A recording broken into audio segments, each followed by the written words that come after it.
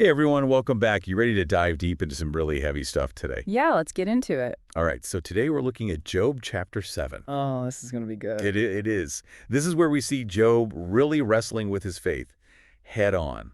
I mean, the guy's lost everything. Family, possessions, health, the whole 9 yards, and now he's questioning his relationship with God. We're going to unpack that.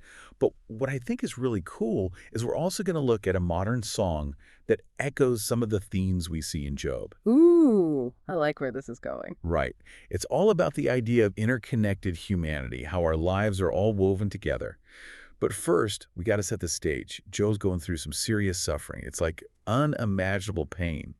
And in the midst of all that, he cries out, "My days are swifter than a weaver's shuttle and come to an end without hope. My life is but a breath. My eyes will never see happiness again." Heavy stuff. Well, it really is. And you know, what's so striking about Job's words here, especially considering the time period this was written in, is that he's not just expressing sadness or grief. He's straight up rejecting the traditional belief in an afterlife. Ooh. Okay, unpack that a bit. Sure. Back then, the idea of an afterlife, a reward in heaven, was a pretty central belief. It offered a sense of hope in the face of suffering. But Job, he's saying, nope, this life is all there is and it's filled with pain. It's a radical statement, you know, and it's a sentiment that honestly resonates with a lot of people even today. Absolutely. It's like he's speaking across the centuries, right, to us. But Job's not done. He goes on to say, "Therefore I will not keep silent. I will speak out in the anguish of my spirit. I will complain in the bitterness of my soul." There's this shift, like all of a sudden, from despair to defiance. Exactly. He's not going down without a fight. He's demanding answers from God. It's Yeah. like, hey, I'm suffering here. I deserve an explanation. And the way he compares himself to a sea monster raging against the heavens, it's just so powerful. So powerful. It just highlights his frustration at being unfairly targeted by God. But, you know, it's also kind of interesting, maybe unintentionally, it foreshadows how humanity itself can become a destructive force, like a sea monster, especially with the way we're treating our planet today. That's deep. Yeah. It really makes you think about the bigger picture, right? Yeah. Like, is there something Job's not seeing? Mm, Some reason for his suffering that he just can't grasp? right. And then we get to this really profound moment. Job's longing for death. He says, "I despise my life. I would not live forever. Let me alone. My days have no meaning." Wow. He's not afraid of death. He actually sees it as a release from his pain.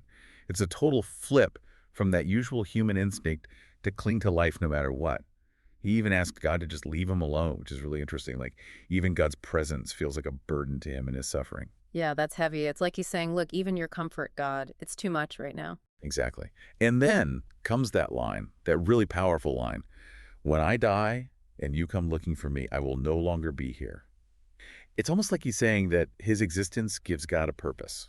You know what? I never thought of it like that, but it makes sense. Like God will actually lose something when Job's gone. Wow. That's pretty daring. It really makes you think about the nature of God's relationship with humanity. Does God need us? Does our suffering impact God? Such deep questions, right? And to think this text is thousands of years old. But those questions still resonate today. They do. They really do. And, you know, it reminds me of the lyrics from this song by Modi Hammer, performed by Chava Alberstein.